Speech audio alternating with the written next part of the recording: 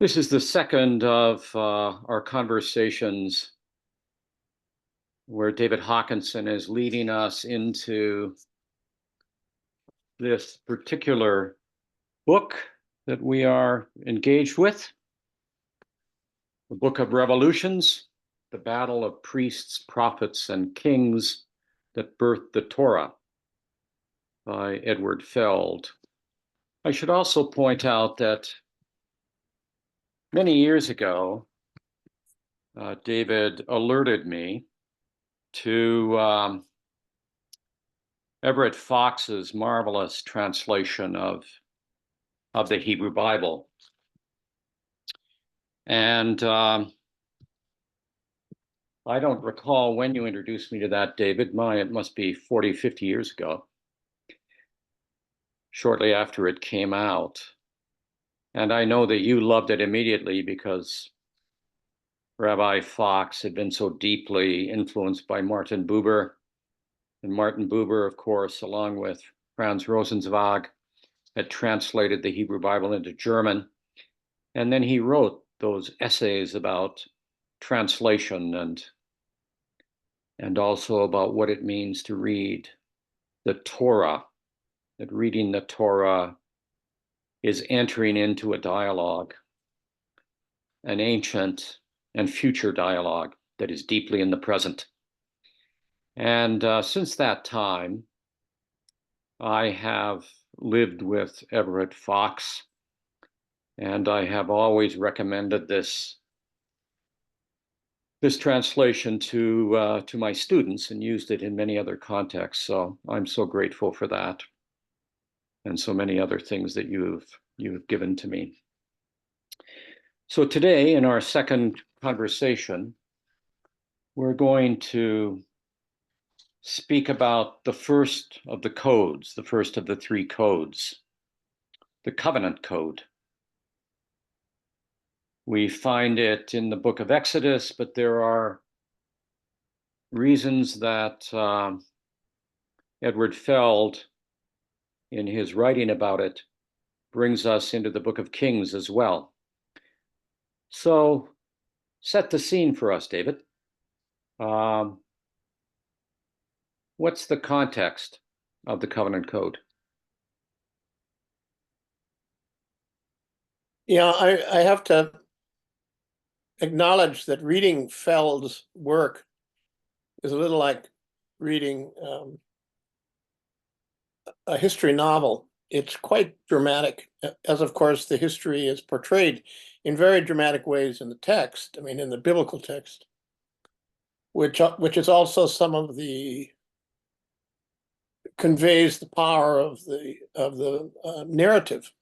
I mean, these are great stories, and how they are woven into whatever we call history is really I think the highlight of his work. So when we talk about the covenant code, which isn't really named until the first of the revolutions that he's talking about, which takes place in the north. But the code itself clearly is related to other codes that are extant in the Near East.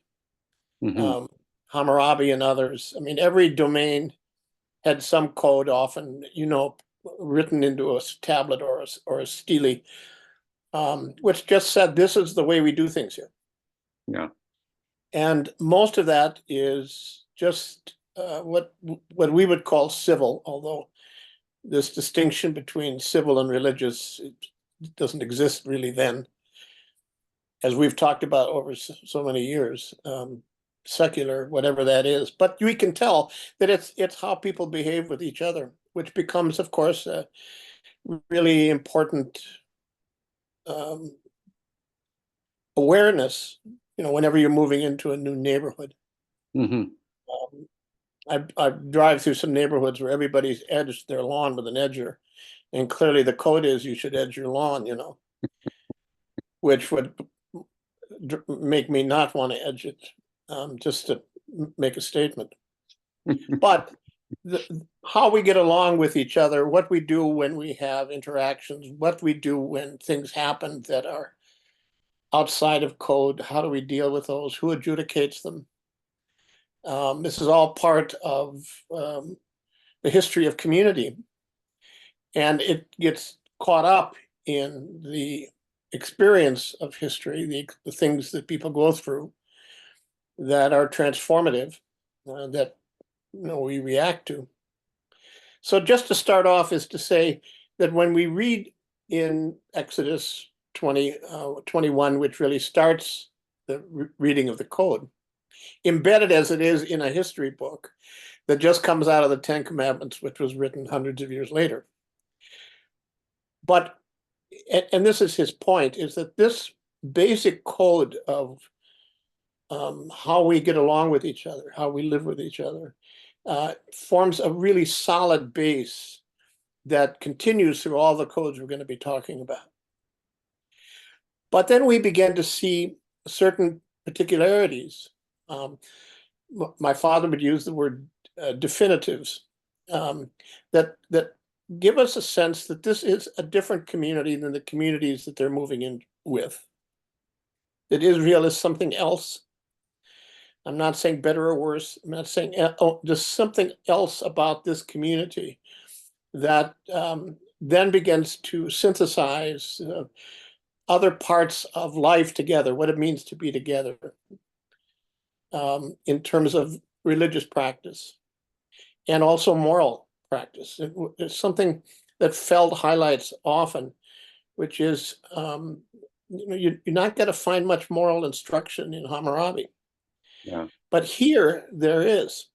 And so we begin to get a sense early on that in this community, moral order is important. And I think he would say, and as he's quoting other Jewish scholars in particular, that the moral order is a central part of the history of Judaism from the beginning. And it's one of its great gifts to the world. What we call the Judeo-Christian tradition is, in fact, this moral order. Well, in terms of the covenant code, so we have this code. There is a certain amount of religious practice. There's certainly sacrifice. There's certainly a priesthood. But what begins to happen is as the community grows wealthier and has more associations with larger nations, as he describes, particularly the Phoenicians and soon the Assyrians, the northern kingdom falls into what we would commonly call assimilation and or idolatry. And here's the story of Ahab and Jezebel and the house of Omri in the north. So we remember that there are 12 tribes. These tribes move together, are often at odds with each other. The book of Judges and the book of Joshua all are kind of story forms of narratives of the tensions within these tribes. They are relatively united around the time of David, who's in the south, who's a Judean. But the northern tribes have always remained a kind of confederacy and have resisted monarchy, even though, of course, when we look at the book of Kings, there are kings. But there's a residual tension between the tribes that is not as present in the south. But the north becomes quite wealthy, quite well-to-do. And here is where Feld identifies the real beginning of the covenant code. Partly the result of urbanization, partly the kind of landed folk community that exists even in some places now, and that where there's a kind of unspoken understanding of how we get along. So with all of this, all of these peoples and all of their gods, this becomes part of the everyday world of the northerner, and particularly of people with power. This is what he's observing. It becomes a crisis when the first of the revolution is instigated by the prophet Elijah, who is immense in the text. He's given a lot of text in Kings. And we were talking about reading earlier. It's always amazing how small amount of text is given to really critical characters, and then when large amounts of text are given to others. There's a lot of real estate in Kings given over to these two principal prophets, both Elijah and Elisha.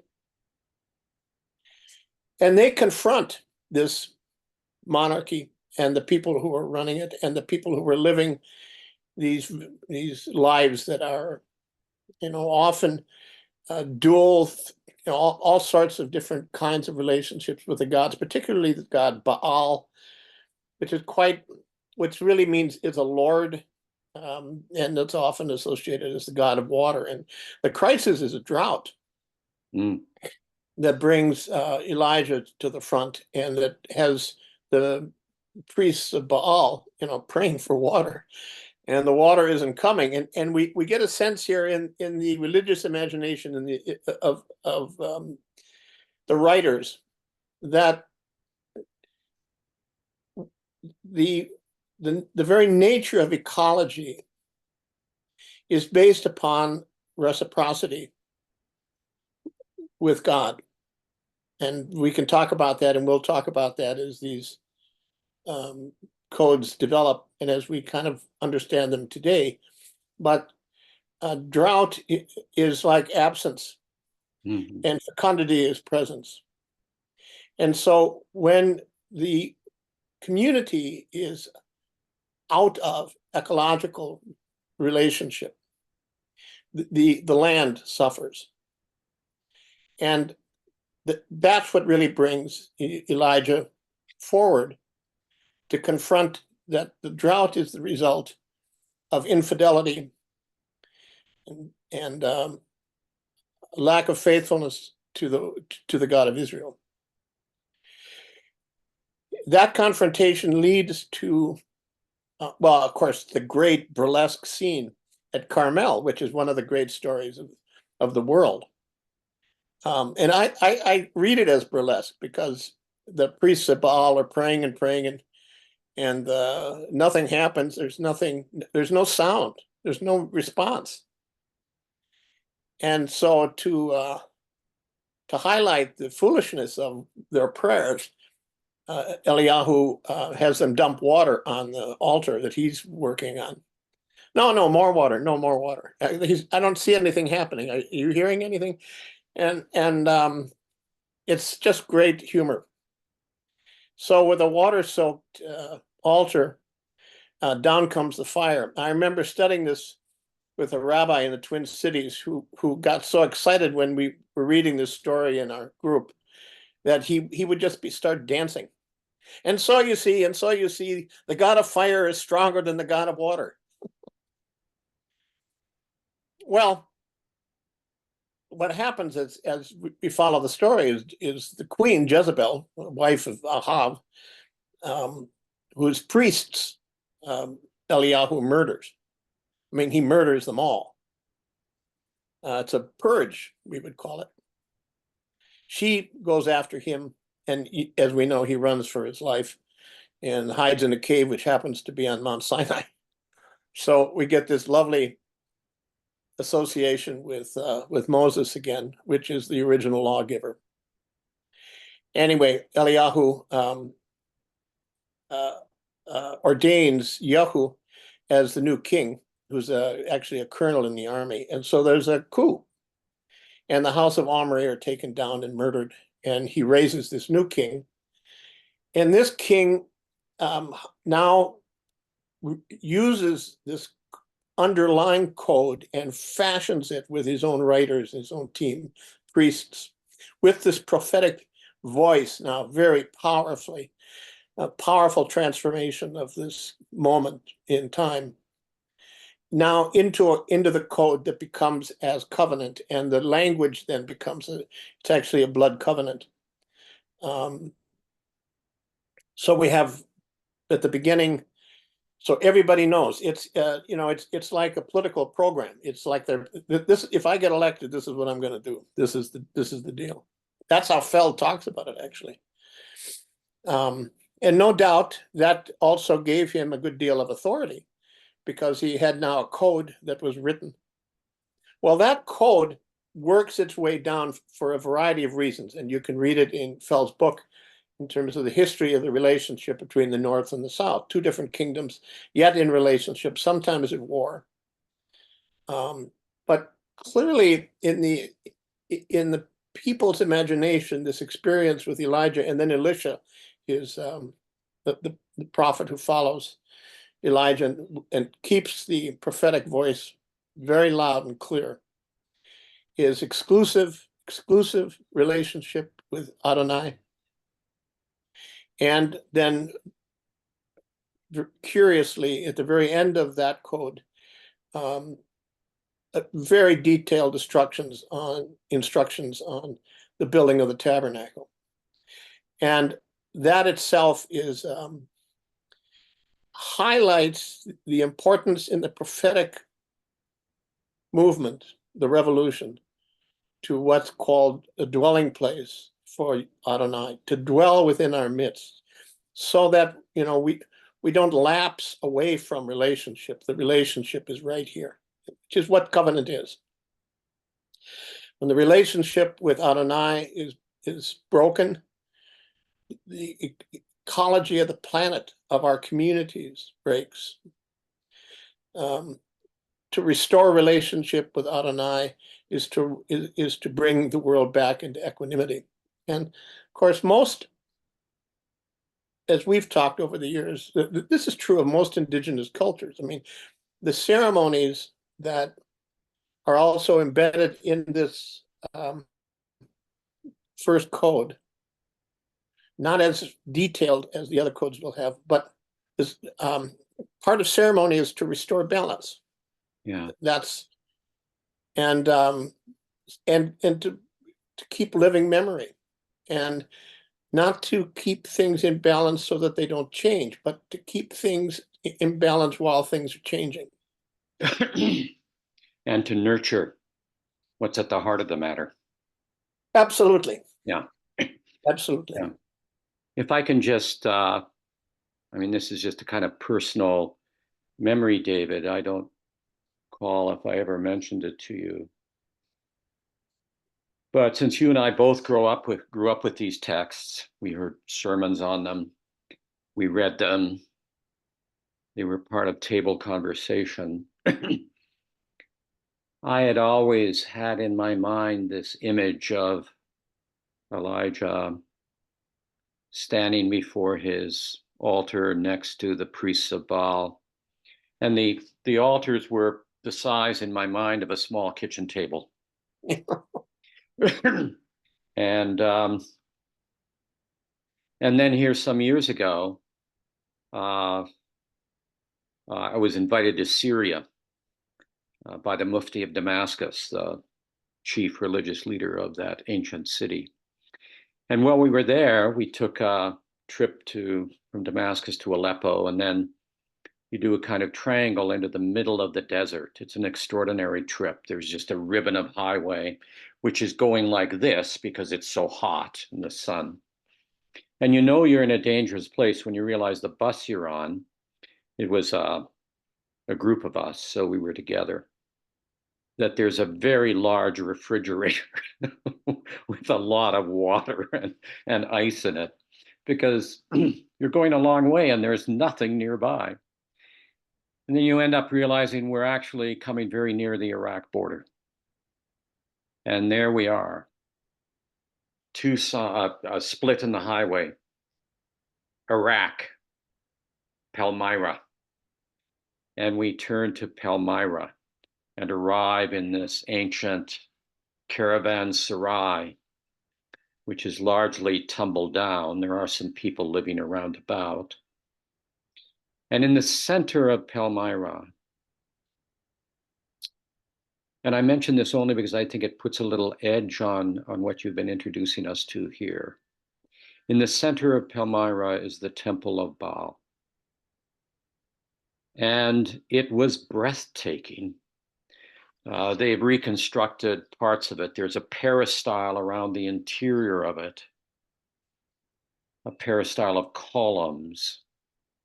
And it is It's the size of a couple NFL football fields. It's enormous. And it reached its apogee in 33 AD, kind of a significant date Yeah. in our religious imagination.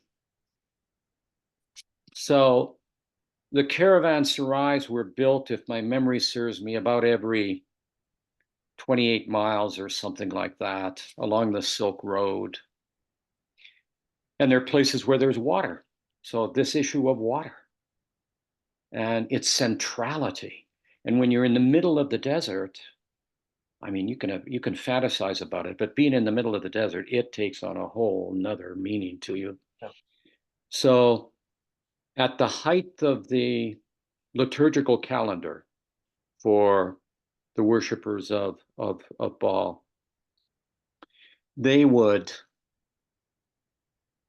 sacrifice some 30,000 ungulates in a matter of a month.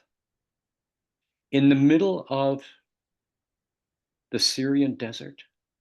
So these caravans were huge. And then they would stop there, and there was a kind of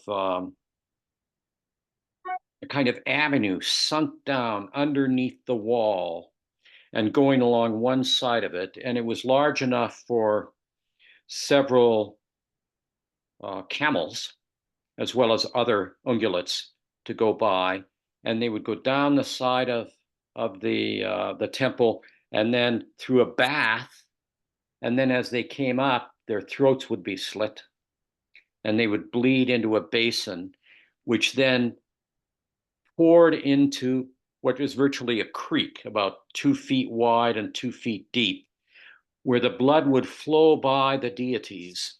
The deities were presiding, the blood flowed by them, and then out into what was ostensibly the profanum of the Holy of Holies, the rest of the temple. And the peristyle, the columns, you could put your arms around about half of them. And they were about 100 feet tall. I took the measure of them. And there were 100 of them. There were like 25 of them down each side. It was enormous. And I remember sitting there wishing that my father was there. We could talk about it. And that you and your father were there and we could talk about it. And when I walked out and realized, yeah, it reached its apogee on 33 AD, it says outside. In the hot sun of Syria that afternoon, I said, my God. And I was born into a world where blood sacrifice was no longer necessary. It was very startling to me. But just an aside, I mean, the notion of water and of being in sync with things, going to the right oasis, being able to experience the newness of life is so much a part of this. So on that day, I thought of Elijah and of that sacrifice, but I realized this has to do with whole communities of people. Yeah. It isn't incidental. Right. It isn't an incident. It's not an incident that says my God's bigger than your God. Right. It's a huge, huge shift in meaning that's taking place.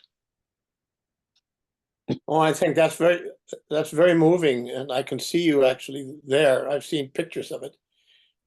And I think it's right that we can't grasp what happens unless we live in a place where water is, in fact,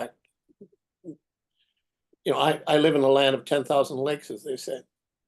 Yeah. And yet, even in this country, there are battles over water and who can use it and how we will use it. And it also runs to the heart of the story, which is, it isn't, It isn't that Baal is a lesser god or a no god, or it's that that whole world was exploited by the rich and the wealthy and the powerful and treated it as idol. That's the way Buber would say it. Yeah. It becomes an object of abuse, and the cult that surrounded it was part of that. And it's what partly outrages Eliyahu, as it should. I mean, nobody knows more about idolatry than we in this country right now. And our exploitation of the natural resources, our complete denial of the equilibrium of our own interactions with our world, are idolatrous. So that's all at play there.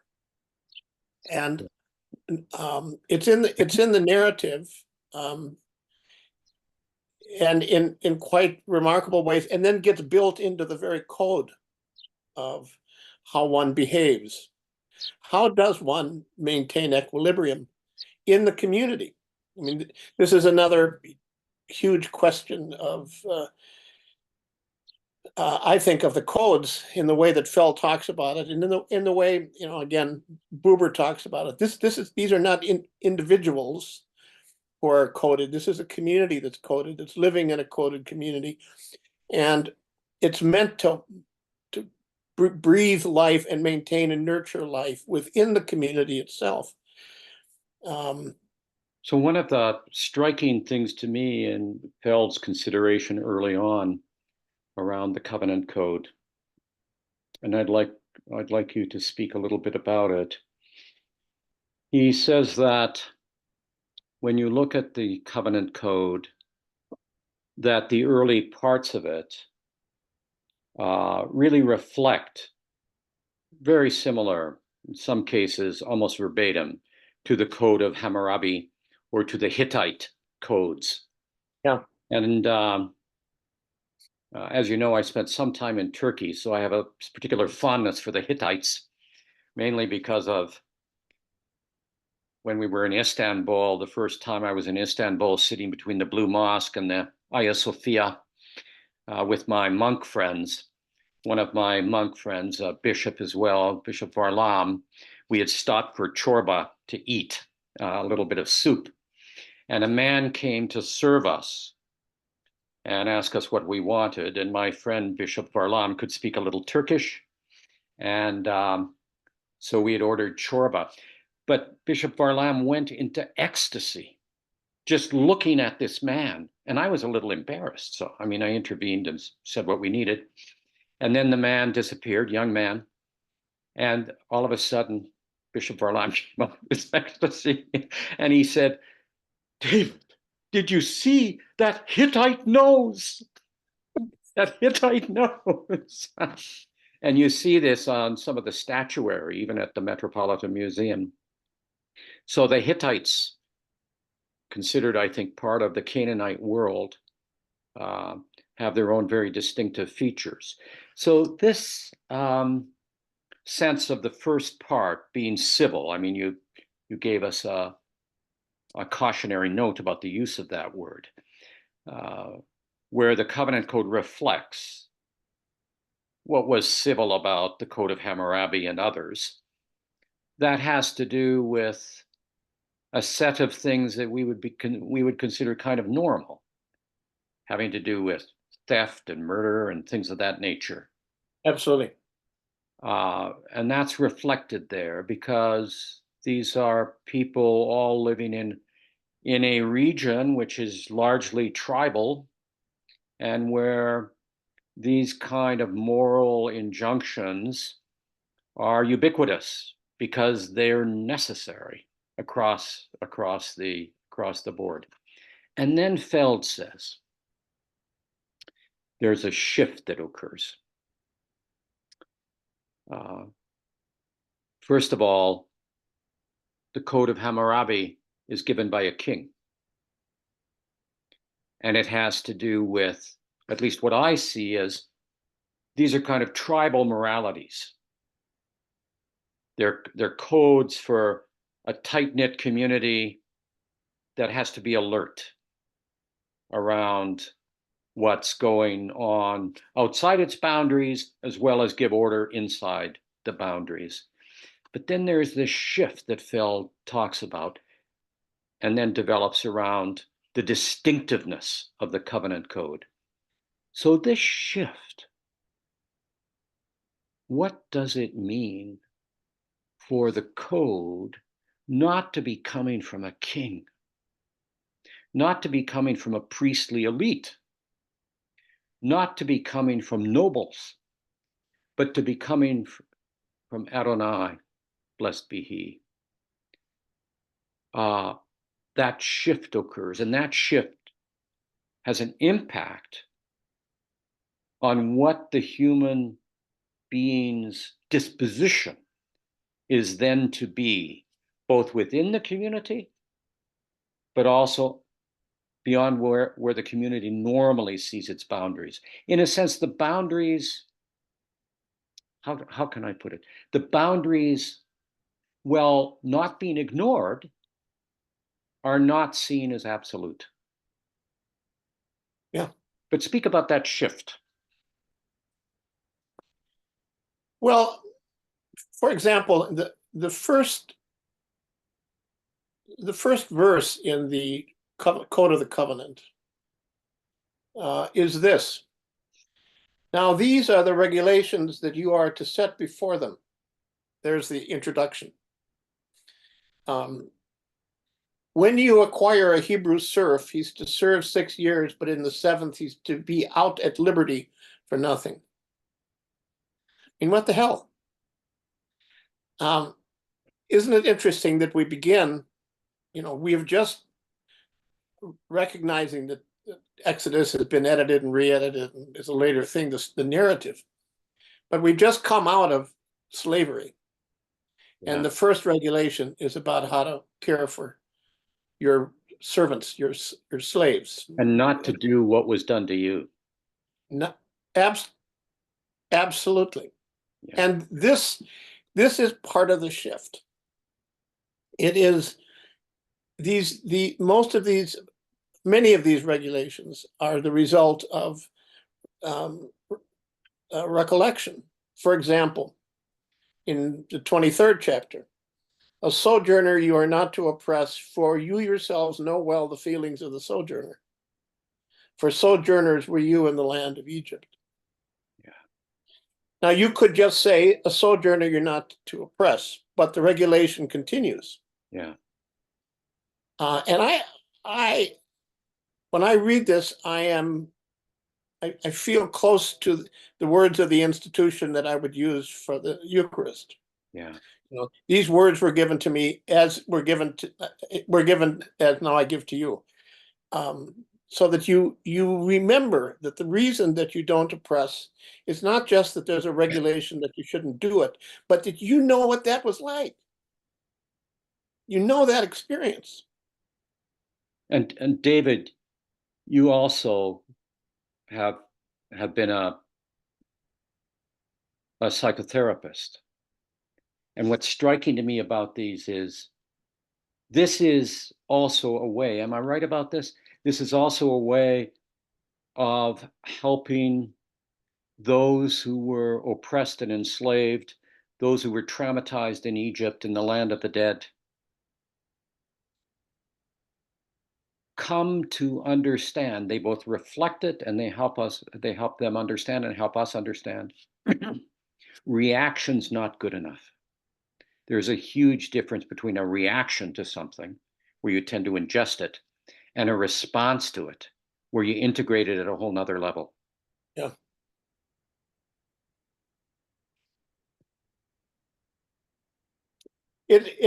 There is a moment when in the Deuteronomic Code, when in the last words of Moses will announces to the people before they separate, "Don't forget, you're about to go into a land that was not yours. You're about to inhabit houses that you didn't build and reap from fields that you didn't plant." That sensibility, that deep sense of awareness of where I've been and what I've been through is not only in the actual regulation, "Don't oppress the sojourner," but will then be built into to the other regulations having to do with festivals, which are a reenactment, Sukkot, making booths, Passover, the reenactment of the Exodus, all of this is to create a living memory and an embodiment of that memory, not just talk, but the actual building of booths. And so there's an enormous shift here that goes both to, as we talked in the first session, between identity. Who am I? Yeah. You are a sojourner. My father was a wandering air man. Yeah. We say about Abraham. My father was, and this is how my own father's identity is woven into me. And as I remember that and what he went through, my father was at Iwo Jima. What does that mean for me? How do I carry that trauma within me that he experienced? And so this is a huge shift and is part of identity formation. And particularly, in the way Feld is describing it, in the context of intertribal tensions and warfare. Nonetheless, there is a kind of cohesion that's taking place around some kind of common experience that is necessary to hold this community together amidst all of the other forces that are acting against it. So not just the regulations, but as you're describing, the reasons for doing it. Then we get some what I find just staggering shift in this regulation. When you encounter your enemy's ox or his donkey straying, return it to him. And we talked about in the first session is Buber's great insight in the translation is Leitwort, this repetition. And you'll see it in the Fox translation. Our English says you don't have to say return it twice, but it's twice in the text. When you encounter your enemy's ox or his donkey straying, return it to him. And when you see the donkey of one who hates you crouching under its own burden, restrain from abandoning it to him, unbind it together with him. Well, you don't find this in Hammurabi. Yeah. And Feld does a very nice thing with this that I think it shows how carefully he's reading the text. The point being, doesn't make any difference whose donkey it is. The donkey needs help. Yeah. So help the donkey. Don't factor in first, whose donkey is it? Is it fair? Is it, because all of the concomitant reasons for not helping the donkey are present in us. Unless it becomes clear that the point is to help the one in need. Now, in my own imagination, this is a perfect example of this is the regulation under which Jesus tells the story of the so-called Good Samaritan. Yeah.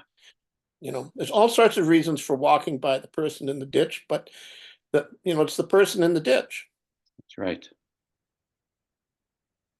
So there's a shift, and we begin to see the sensibility that if this is a regulation coming from Adonai, you get a sense of how Adonai views us and views all creation.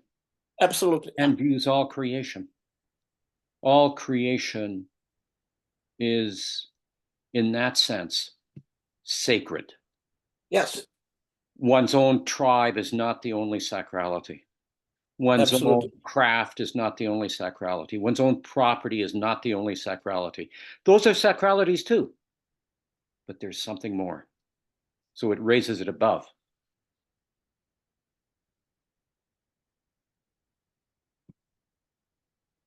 It reminds me of the other one in the retelling or the reformation of the Torah in the Jesus on the Mount. Will say, you have heard it was said. Yeah. You should love it. Hate your enemy. I say to you, it's not new. It is a retrieval of this essential moment, these words that are embedded in the original covenant, and that more often than not are forgotten. Because frankly, when we get to the Deuteronomic covenant, those words will be changed. Yeah. The fact that they're still here is, I think, one of the great gifts of Feld's work, which is it's still in the text, even though it's revised later on and then revised later on. This one is still in the text. And then revised by Jesus Christ as well. Yeah. Yeah. And then in Exodus 22, 21. Yeah. You should read that. And any widow or orphan you are not to afflict. Oh, if you afflict them. For then they will cry out to me, and I will hearken to their cry. My anger will flare up, and I will kill you with the sword, so that your wives become widows, and your children orphans.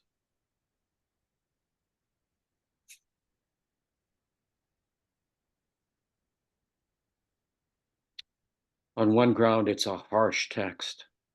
On another ground, it's saying, look, life is simple. Don't remember. You have wives, you have children. They could be orphans too. Wake up. Look at all of God's creation. Yeah. Yeah. Especially the ones that you tend not to notice. Yeah. So the weak, the serf, the orphan, the sojourner, these are all to be seen. And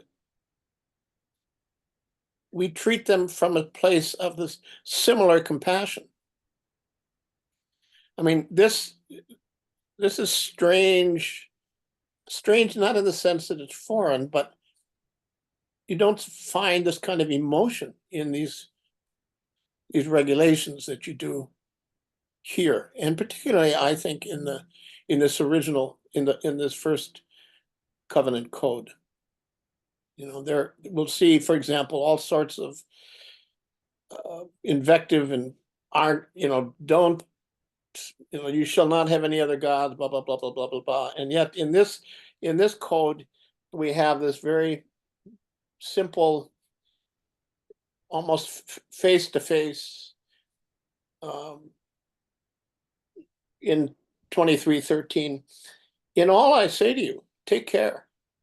Just take care. The name of other gods you're not to mention. It's not to be heard in your mouth. And we get to the point of Eliyahu, of Elijah, about the exclusive worship of God is not what we often hear it's about. Again, it's about don't mention me in relationship to another object.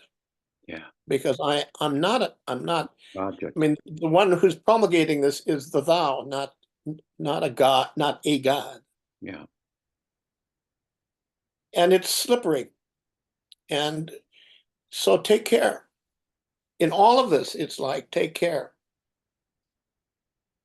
Be mindful of what it is you're saying, what's coming out of your mouth.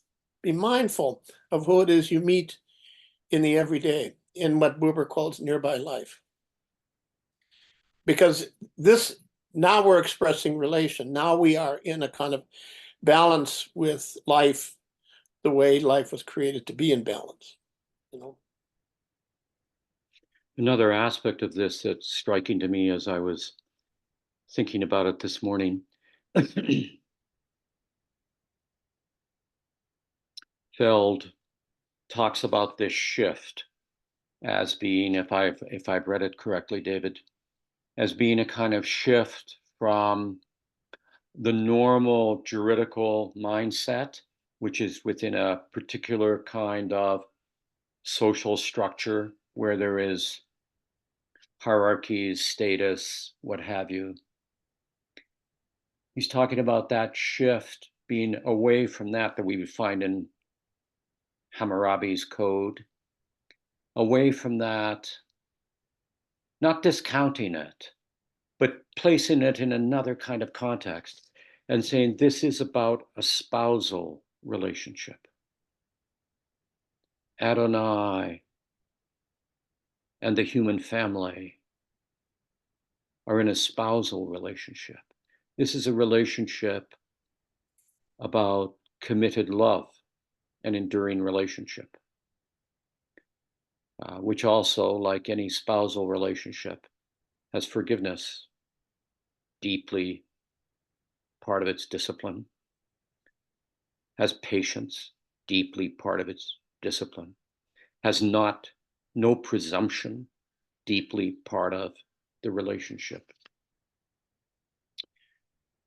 So I was thinking a little bit about a distinction that, Mircea Eliade makes between he says that the sacred is powerful.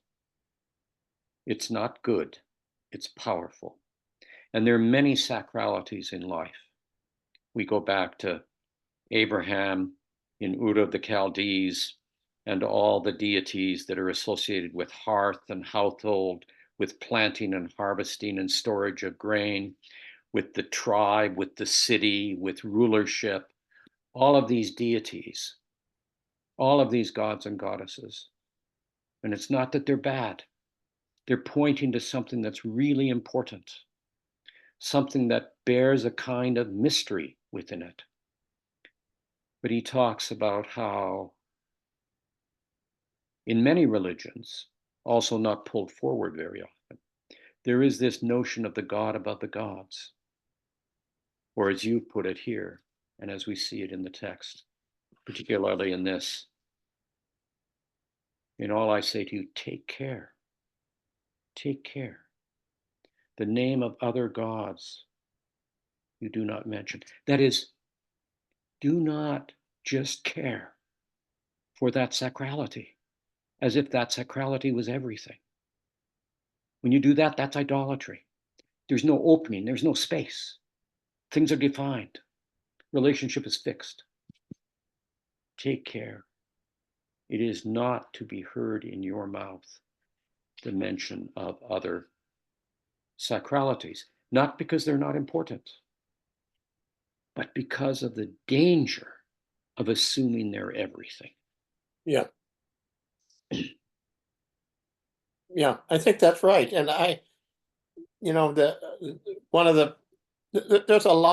there's much conversation these days about the name of God and how to use it and its history. I mean, this is a big thing that Buber writes about as well. But Marcia Falk, who's done a lot of work in liturgy, Jewish liturgy, would describe this as the many are one and the one are many. Hear, O Israel, the Lord our God. He would just say, Hear, O Israel, the one is many and the many is one. Yeah. And that opens up that fullness rather than in a kind of restrictive way that where we heard so much preaching about the jealousy of God, doesn't want other gods around. It is the recognition that the relationship to the one and the many is at the heart of existence. If we don't persist in that, in the we that Buber describes as relational idol, but then existence won't persist.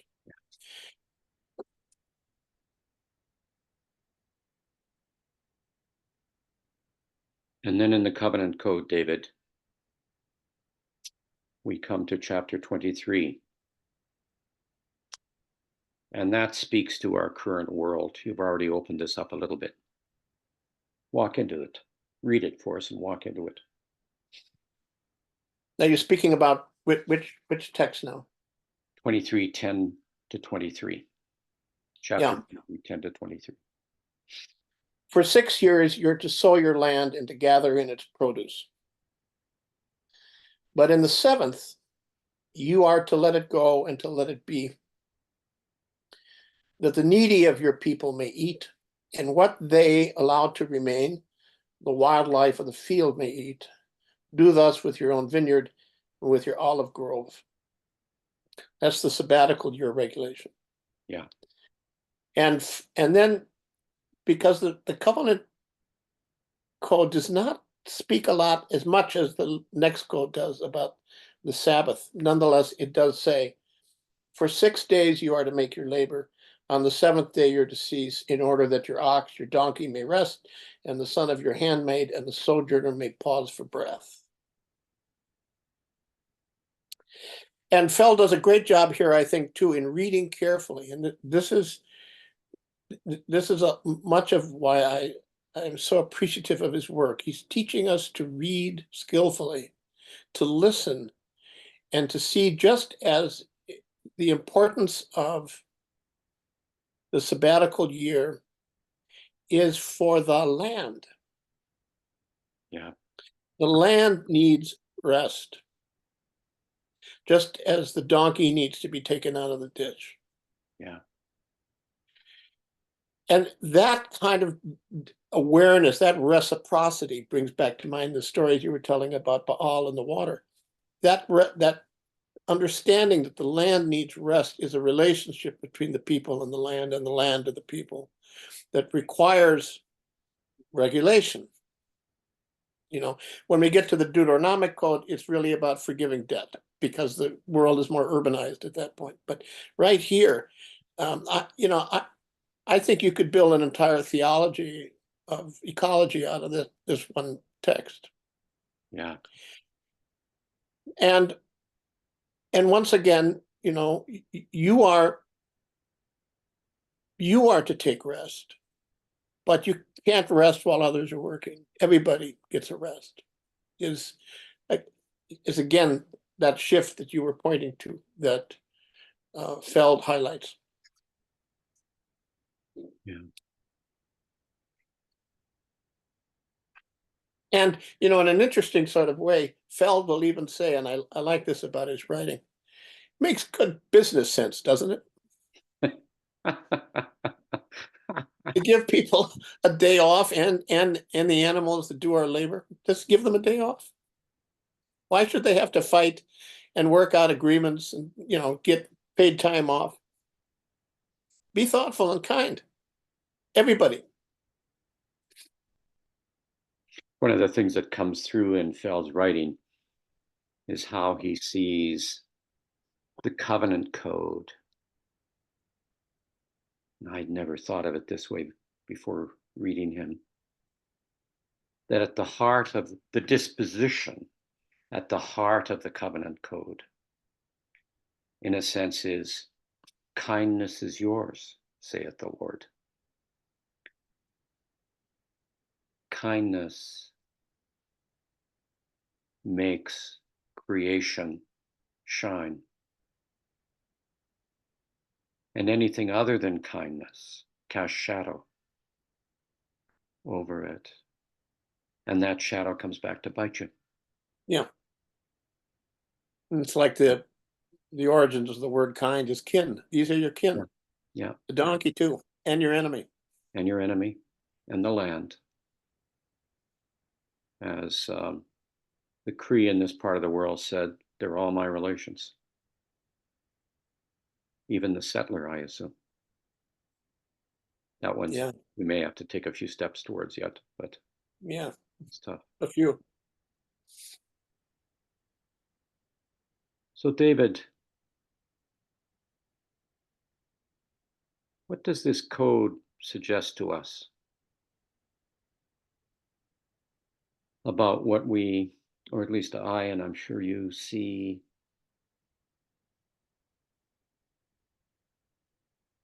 and I don't want to dwell on the negative side of this. I just like to pull it forward and be sure it's clear for us. What does it suggest about the dangers of turning even this into a new kind of tribal code of service to nationality or service to tribe or service to some kind of religious interest? I mean, it's remarkable. It's remarkable that with this said so clearly, so compellingly,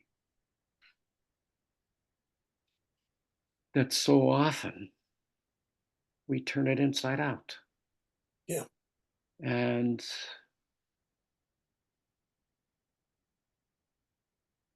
turn it into idol. Yeah. Make it claim, we colonize it, and we claim this is only about us or about Yeah. our tight group or who we think ought to be here. It's not speaking to us about God's creation. Yeah.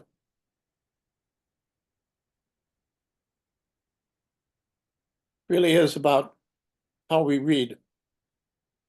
Yeah. And the dangers of reading it from a place of narrowness or reduction or the kind of provincial.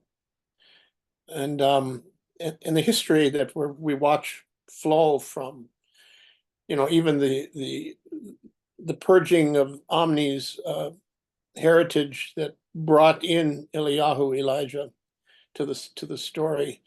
That Yahu and the others dynasties fall apart, and once again in the 2 generations you have Amos, a shepherd from the south, in probably the most powerful prophetic rhetoric ever anywhere, saying, "Look at the code.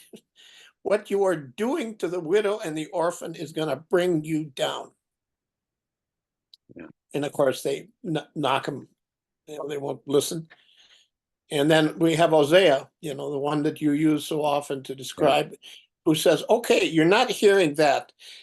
Here is the image that we're talking about, a relationship of love and fidelity, and nowhere as poetic and intimate Yeah. as is coming right out of this code. Oh, if you oppress the widow, oh, how awful!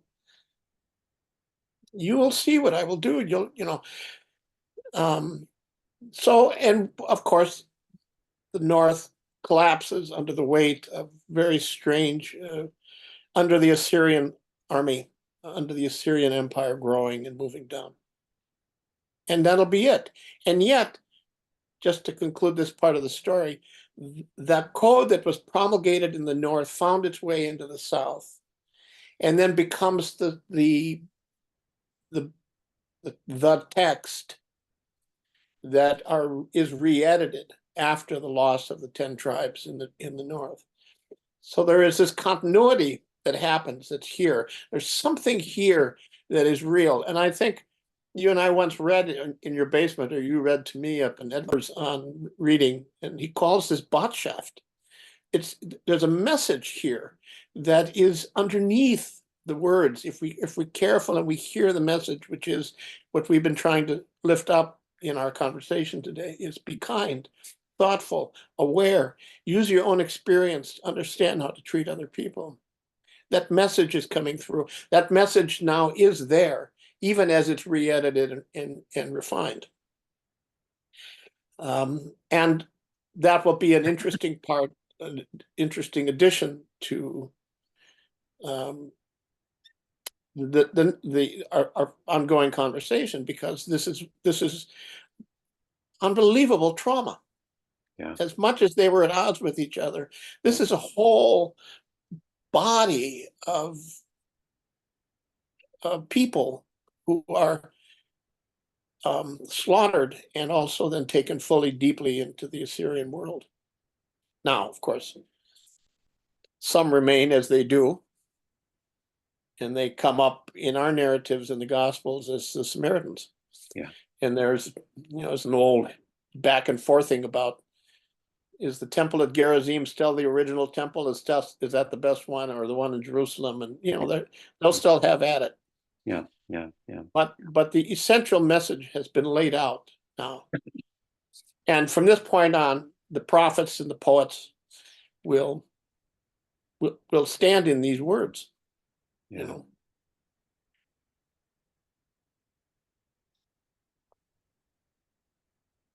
There's so many things in it also that ring in my mind in relationship to the Christian traditions that we stand in.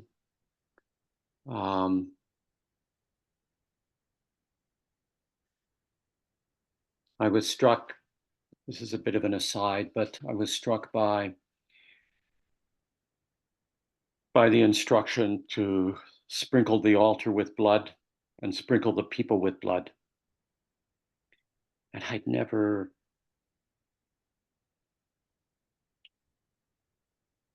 blood is life, huh? It's the lifeblood of things. Within the ancient Christian tradition, where there is also altar, where there is temple, the liturgical traditions of Christianity understand themselves to have a temple. There's a very common act, which is the act of sprinkling with water. Holy water. All water is holy, of course. And also of censing. And it's done of the altar.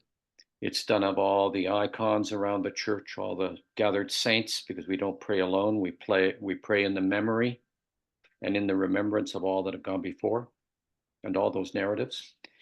And then you sprinkle the people and you incense them as well. So some of these acts, these liturgical acts, these acts of remembering, and of course that's the central, as you highlighted earlier, it's the central Eucharistic prayer, is not a prayer about what's happened in the past. It's a prayer about remembering, coming into the presence again, with all those narratives and all that they mean, so that you don't react, but you respond. Yeah. Knowing that your father was a wandering Aramaean, knowing that slavery has been yours as well, and that the revelation opens a pathway, not to react, but to respond in kindness, knowing that with all our differences, there is a profound belonging. Yeah. So next time, the Deuteronomic Code. Yeah. That'd be great. Lovely to see you, David. Lovely to see you. Lovely to see you. Thank you for this very rich. Thanks so much. time. Really appreciate it. Bye-bye.